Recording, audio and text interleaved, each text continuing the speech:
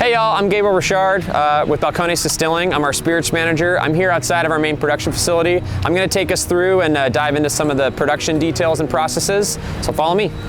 Hey y'all, we're inside of our main production facility. This is our front of house area. This used to be the Texas Fireproof Storage Company. It was built in 1923. It's one of the few buildings downtown to survive the Waco tornado of 1953, and we bought it in 2011, renovated it and made it ready for production in 2014, and then moved production in here in 2016. It's about 65,000 square feet, just this building alone, not accounting our warehouse space.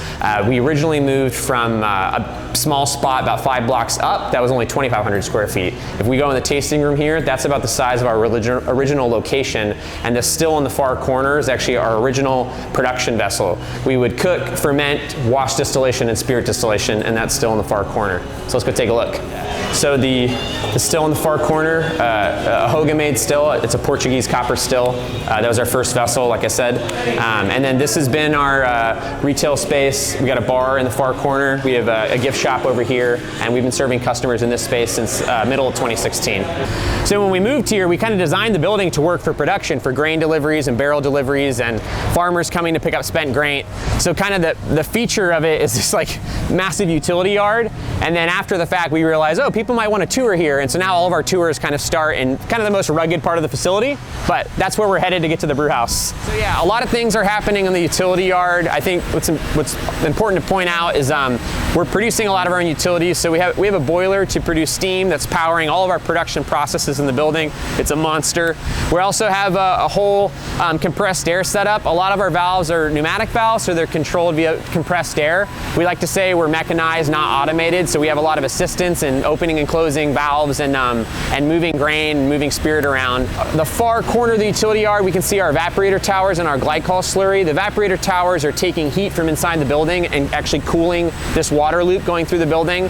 And then the subcoolers, the glycol slurry, actually helps us do two things. It creates a chilled water loop that helps us dial in our fermentation temperatures and also allows us to scrub the final heat off of the distilled spirit. So we're actually tasting it out of the spirit safe at like a potable sensory temperature.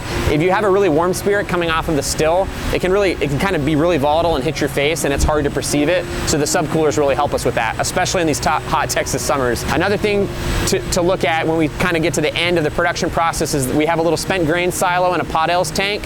So any grain or any liquid that still has some nutritional value, we're concentrating in those tanks. And then we have a dairy farmer who comes 2 to 3 times a day and fills up a tanker vessel and takes it to dairy cows about 30 minutes north of town. We'll get into the beginning of the production process with the 2 silos behind us.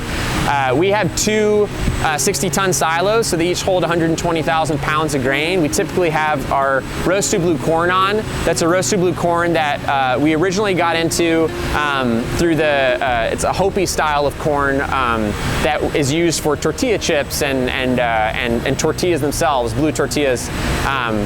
We got into that early, but quickly outstripped the capacity of that grain supplier, and so we moved into a hybrid blue variety that's now grown in West Texas for us. So that gets delivered into one silo. It's very nutty and very rich and earthy, and the roasting process actually helps it be a little buttery and a little fresher.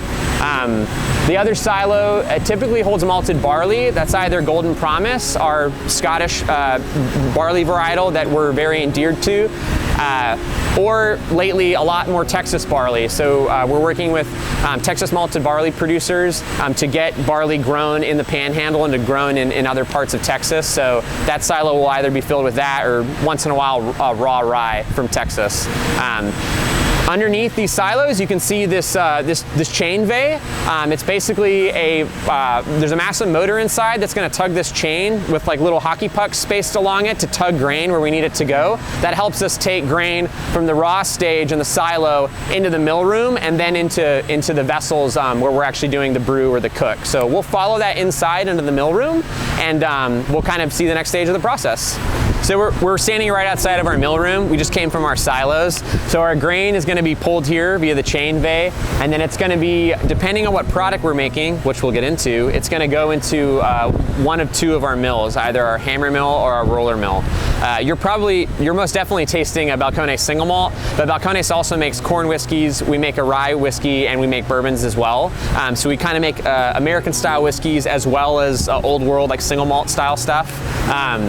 Because of that, it requires two different types of grains and also different treatment of those grains once we get them into the building. The roller mill is for our malted barley. That's just going to be lightly cracked and open the endosperm where those starches are held. So it's not quite as intense as a hammer mill, which you would use for raw grains in the American whiskey tradition. The hammer mill is going to receive wheat, corn, all the raw grains, and it's basically going to turn it into a very coarse flour. Think like kind of like grits or like a cornmeal. And then once those are both milled, they're going to be tugged into a receiving vessel in our brew house called the grist case and wait to go into whatever brewing vessel they need to go into. The malted barley is going to go to our mash tun, which we'll see later. The mash tun has a false bottom, so that gently cracked malted barley can rest on that false bottom, and then we can filter off a liquid through the grain bed and leave solids behind. But the cereal cooker is going to receive that coarse flour we made from the raw grains, the wheat, rye, or corn, and we're just going to make a really thick porridge, mix everything up together, and then send liquid and grain, solids and all, out to the fermenter yard. Here at Balcones, instead of having just a hammer mill or just a roller mill and then having to kind of outsource the processes that we needed, we decided to have both streams, production streams in-house. So we have the hammer mill and the roller mill, as well as a cereal cooker and a mash tun. We'll get into that later when we go into the brew house and talk about what's happening in those vessels. So we just passed through the brew house where we saw our mash tun. The mash tun is where the malted barley that's been milled through the roller mill, gently cracked and milled through the roller mill, is going to go. We're mixing all that barley in with hot water from our HLTs, which you also saw, the hot water tanks. And the barley and the water is going to be mixed together with these rakes in the mash tun. And it's going to create this grain bed where enzymes on the barley are starting to get freed up and move in solution, and they're finding starches also that are coming out of the barley endosperm. And these starches you can think of as really long, complex carbohydrates, strings of sugars bound together. The enzymes come through and clip those little sugars into smaller pieces for the yeast to consume later to create alcohol. So all that's happening in the mash tun, and then we're filtering off a liquid and sending that into the fermenters behind me, where we'll do the process of fermentation. But then the cereal cooker, we talked about how we have these two production streams. The cereal cooker is taking the raw grains that pass through the hammer mill. It's mixing the water and these raw grains together and making this thick porridge, hydrating and gelatinizing those starches, and then we'll add enzymes to convert those starches into sugars and send them out to the fermenter as well. The difference being the mash tun is filtering off a liquid, and the cereal cooker is filtering off the solids as well, combined in like a thick liquid form. So yeah, those are the two stages inside the brew house, and next we're going to talk about fermentation. We just transferred a sugary liquid out of our brew house. We transfer those into our fermenters. Our fermenters are actually jacketed, so there's like a false wall that hits with our chilled water loop, so we can adjust the temperature. We can adjust the temperature of fermentation as it's happening to keep it under a certain threshold to keep the yeast active and healthy. Our fermenters hold about 7,000 gallons, which is quite a lot. We typically pitch a combination of M1, which is a Scotch malt whiskey yeast, and SO4, which is an English ale yeast. These are both pitched dry. When the yeast is dry, it kind of comes out of solution a little cranky, and it goes into like a reproductive stage. This ends up creating different flavors, heavier, kind of malty, rich flavors that we capture later in distillation and maturation in the final whiskey. Our fermentations typically last about 7 days. The alcohol is mostly created in the first 48 to 72 hours. Those yeasts are really efficient and really good at their job.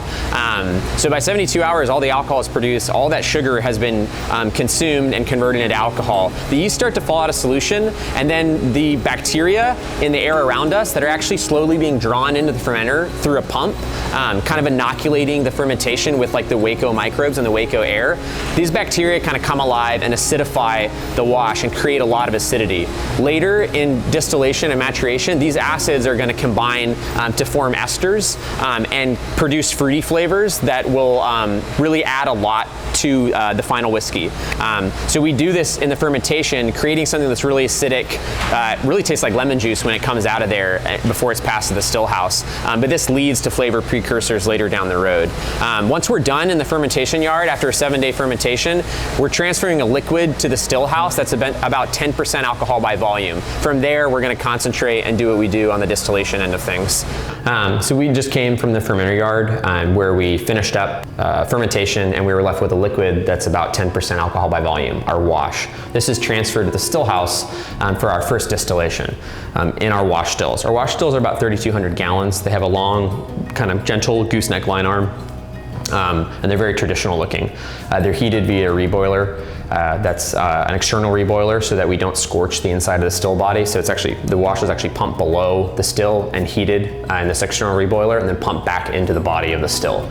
This wash distillation is just for concentrating alcohol and flavor compounds. So we'll capture the vapor created and collect it, condense it back into a liquid form, and this distillate is called a low wine. It's a traditional term. The low wines are about 20 to 25% ABV, and these will go into a spirit still when we have enough of them. We start a spirit distillation. The spirit distillation is the sexy one, where we're sipping glasses and making cuts and making decisions. The early stuff in the spirit distillation tends to be very light. It's the coldest part of the day. It's the lightest compounds, very solventy. We run into near 80% ABV when stuff starts to get really orchard fruity, like essence of pear kind of flavors. Then we make our heads cut. We run out for about 4.5 hours, all through the heart's cut.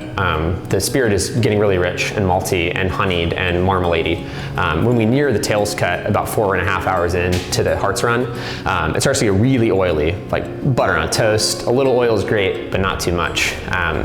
It starts to get a little sweaty cheese rind, you know, the fur of wet dog or cardboard. So we'll cut at about 62, 65% ABV, just depending on where our distillers decide it's kind of vital to cut for the day. And then this cut portion we'll take out, that's the hearts, that's going into a barrel.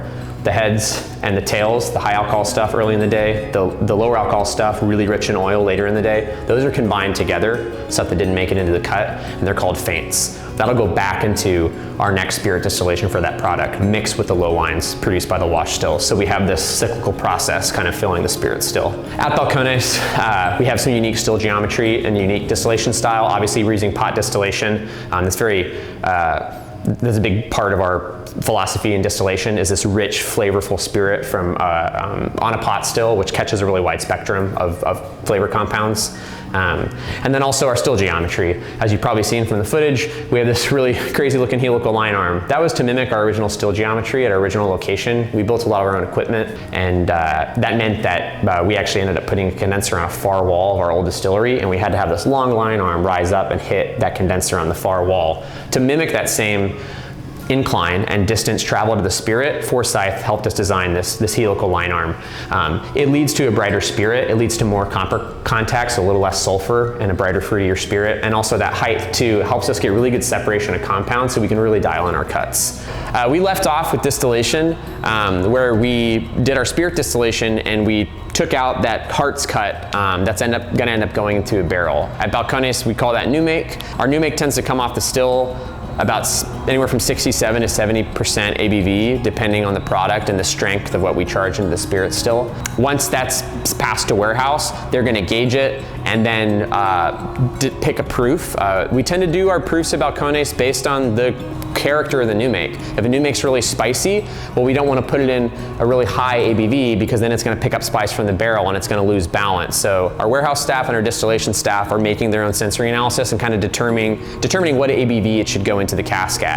Depending on the product, whether it's a corn whiskey or a rye whiskey or a bourbon or a malt, we have a very diverse maturation program and different barrels that they would go into. But most are ending up going into the cask anywhere from between 110 proof to 120 proof. Then they're rolled into our rick house here. We have 2 floors for aging on site here, as well as 2 Kentucky style rick houses a little bit north of town. Once they're here in the barrel that we've selected, obviously a lot of things are happening. There's extractive compounds coming from the wood. There's subtraction as flavors and compounds pass through the char layer and as evaporation happens.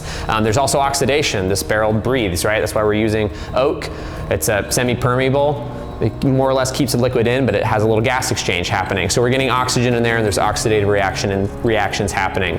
Our barrels are actually 225 liters. We get them from ISC, Independent Stave. They're one of the largest coopers in the world, if not the largest, and they have a really extensive catalog for various oak that you can use to age spirits in. We got these from their wine catalog because of the custom toast and char profile, a really hefty 36-month yard aging regime, which means that this wood comes really clean without any green vegetal off flavors in it. If we put something into a new barrel, pretty much within 6 or 7 years, all the spirit in there is evaporated. So we don't really have time to mess around with either inferior extractives or stuff that's going to take some time to age out and have to change before we can have a whiskey that we're happy with.